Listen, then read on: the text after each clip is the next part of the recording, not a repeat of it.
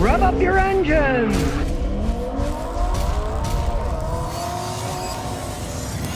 Today I'm going to talk about the biggest, most expensive repair failures I've found, and they're all due to one problem. Mechanics who had scan tools, but they didn't comprehend all the information and how electric systems are all integrated today. You can have the best scan tool in the world, but if someone does not know how to operate it correctly, it can lead to some very expensive mistakes. I had a customer bring me a Nissan Versa. Just had the transmission replaced. It had transmission codes, and the mechanic said, oh, it's a bad transmission.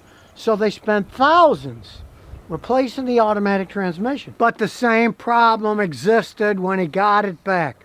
So he brought it to me. I realized the guy may have screwed up in the transmission job, but he showed me the previous data on his bill. It was the same trouble code as before. I get my scan tool and analyze it. Lo and behold, it's got the same code.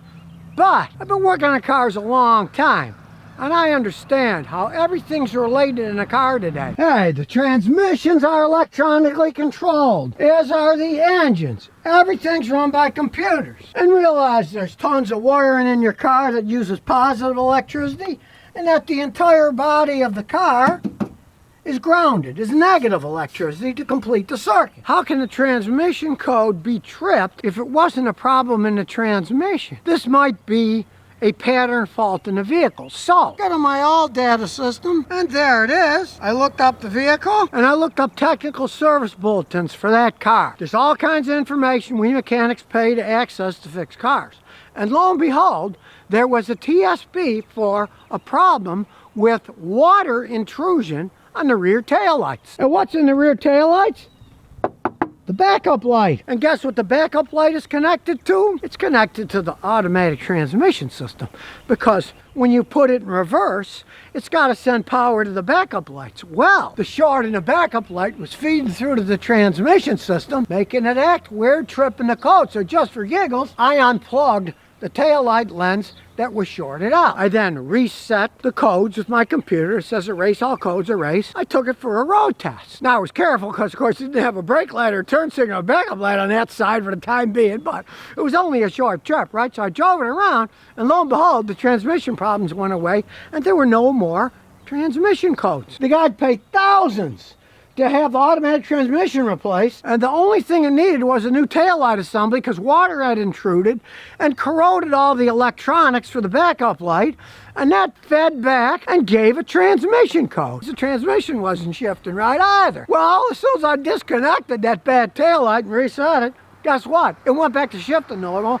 The code never came back, and all I had to do was get a replacement taillight lens for the car. So what does this all prove? Well, check it out. Here's a modern scan tool on this Toyota Sienna. It can do all kinds of stuff. See, it can reset stuff, check the parking brakes, immobilizer, injectors, steering, all kinds of stuff. But they're not a human brain. They are relatively generic with the information, and you need a guy like me that can understand what all this stuff means. Because if you get a trouble code for the transmission and think, oh, it needs a transmission, yep, you can be throwing thousands of dollars down the toilet and not fixing a thing. And sometimes I have to take a step back and start logical, because you always have to start with find the obvious thing that's wrong first. As crazy as it might seem, a tail light that had water intrusion, but the backup light was in there. The backup light had electricity coming from the transmission. It was shorting out, it was feeding back, and made the tranny go wanky and gave transmission codes. You have to check all the obvious things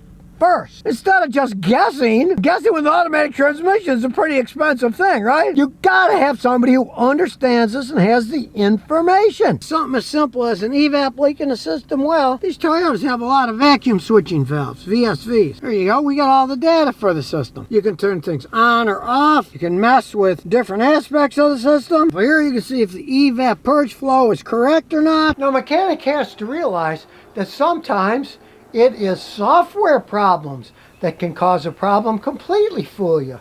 Here's something I saw years ago that kind of blew my mind. Another guy brought me a car, and he had had the automatic transmission rebuilt. It wasn't going into the last gear, And the guy said, well, your transmission shot, so you replaced the transmission, but it still wouldn't go into the last gear. Well, you know, it's not that easy to rebuild automatic transmissions, so maybe that's the problem. But I did a scan, and it had a misfire in the engine. You might think, what does the engine have to do with the transmission not shifting into the last gear? Well, in this case, it actually had a lot to do with it. The vehicle has a trouble code, it is misfiring, it isn't running right. And that particular car, the software would not allow the transmission to shift into the final drive gear because it knew it wasn't running right. And of course, when you're in a higher gear, if the engine doesn't run right, it's going to struggle more. So it kept it in a lower gear.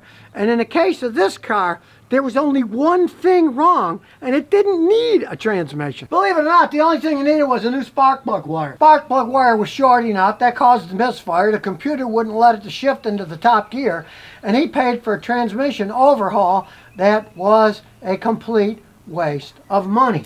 All it needed was a spark plug wire. All the electronics of the car is pretty much related to all the rest of the electronics in the car. It can feed back through. A notorious problem with cars is bad ground wires. It's got to be clean, not dirty. And all the ground wires have to be nice and tight and clean. There's ground wires here. There's some. They're all over the place. Especially if you own a GM car, they're notorious for ground faults. They don't put the grounds correctly, they corrode, they rust. So if your car is doing wacky stuff like you beep the horn and the headlights flash, you put the turn signals on and the wipers start going on and off, you'll often have some type of ground fault in the system. So you start checking all those ground wires. Are they tight? Are they loose? Are they corroded? Or if work or an accident have occurred to the car, somebody could have taken it off and not put it in, or in an accident, the wire can just be ripped off, and even though the car seems okay, parts of the car aren't grounded correctly. Electricity starts flowing through wires it's not supposed to, and all kinds of strange stuff can happen. Now, back in the old day when I was young mechanic, it's pretty simple because they didn't have all these wires and computers. The negative battery grounded the body and also grounded the engine, and that's about it. Most modern cars have dozens and dozens of computer modules hooked up to this whole system. Some Mercedes have over 100 separate computer modules on them.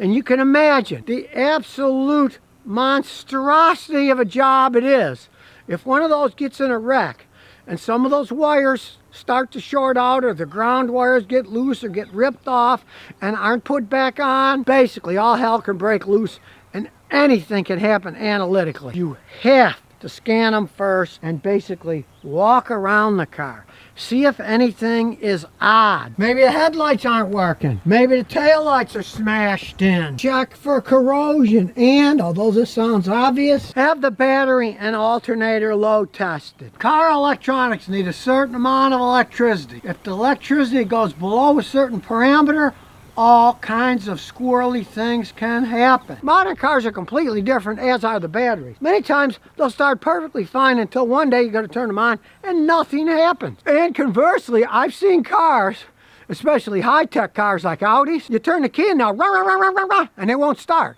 And you think, can't be the battery, it's turning over. Run, run, run. The battery had enough electricity to spin the engine fine, but not enough to power the fuel injection system, to power the computer ignition system. It would crank the engine, but those systems didn't work, so it wouldn't start. And to make matters worse, if you are driving a car with a weak battery, you can get voltage surges that can destroy computer systems.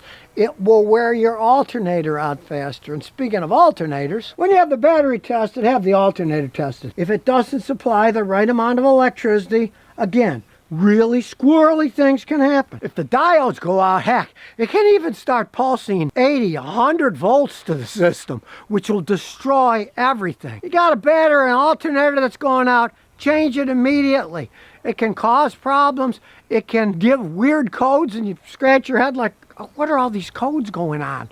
And all the codes can come down to one basic thing. Either your battery's bad or your alternator's going out, and it's giving wacky electrical pulses through the system and making everything go nuts. So always start with the simple things, the obvious things, things you can see or that a scan tool gives you a code for. Now, hopefully this will help everyone out so they don't get ripped off by somebody who's working on their car, doesn't know what they're doing, and starts selling them stuff that they don't actually need. Heck, my grandfather, who was a mechanic at the turn of the century, not the turn of the 21st century, but in the early 1900s, he fixed lots of things with screwdrivers and hammers. And it worked perfectly fine because things were really simple in those days. But now that they're getting really complex, you've got to have a guy like me that knows what they're doing with equipment that he knows what it means, and data systems like I have that you can immediately look up what's the common problems in these cars. You always fix the common problems first. Well, it's just a shame that guys like me are kind of a dying breed, though.